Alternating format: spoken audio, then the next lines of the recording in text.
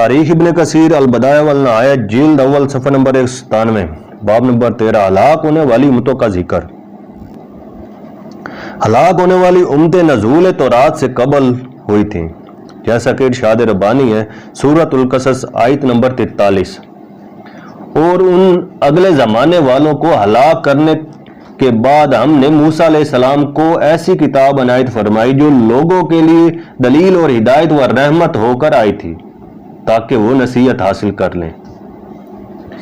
ابن جریر، ابن ابی حاتم اور البزرہ سے اوف العربی کے زبانی اور ابی نظرہ و ابی سعید الخدری کے حوالے سے مروی ہے کہ نزول تورات کے بعد کسی ارضی یا سماوی عذاب سے کوئی قوم اس قرآن علاوہ جو قطعاً مٹ کر خاک ہو گیا ہلاک نہیں ہوئی۔ اس بیان کے راوی بھی اپنے اس بیان کے ثبوت میں قرآن شریف کی مدرجہ بالا آیت شرفیہ ہی پیش کرتے ہیں، بلکہ البزرہ نے اپنی روایت میں زیادہ زور اسی آیت کریمہ پر دیا ہے تاکہ اس آیت قرآنی سے تمام کمال یہ ثابت نہیں ہوتا کہ نزول تورات سے قبل بنی اسرائیل کے سوا دوسری قومیں ہلاک کر دی گئی تھیں۔ اس کے علاوہ نزول تورات سے قبل جن قوموں کی ہلاکت ذکر سورہ کاف میں اللہ تعالیٰ نے فرمایا ہے وہ بھی صرف قوم نوح علیہ السلام، اصحاب الرس، سمود و عاد، فرعون، اخوان لوط، اصحاب الایکہ اور ان کا کفر میں اتباع کرنے والی قومیں تھیں۔ اس سے یہ کہاں ثابت ہوا کہ اس کے علاوہ باقی پچھلی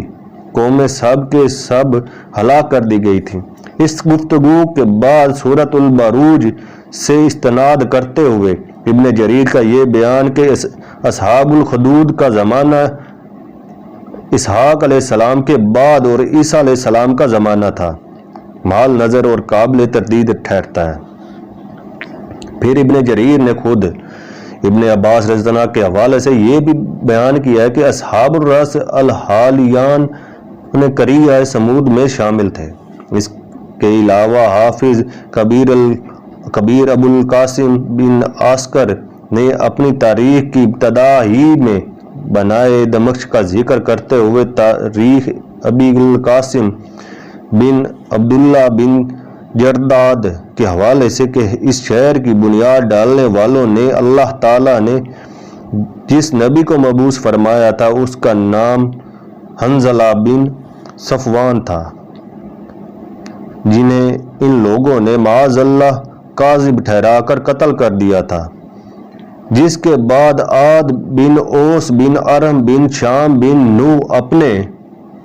بیٹے کو لے کر قریہ رس سے لوٹ آئے تھے، جبکہ سورۃ احقاف کے مطابق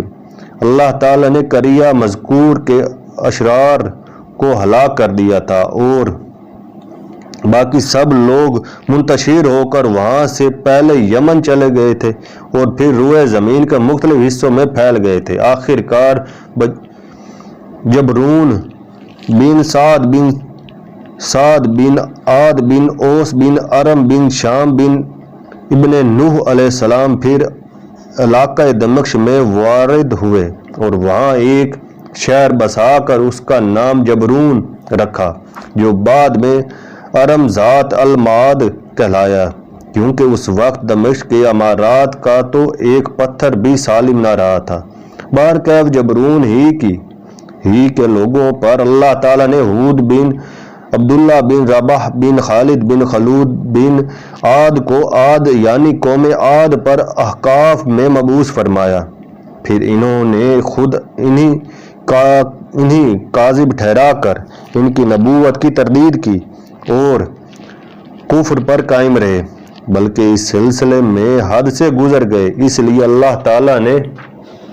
انہیں ہلاک کر دیا۔ تاریخ ابن کثیر البدایہ والنہایہ جلد اول صفحہ نمبر 198۔ یہ روایت اس بات کی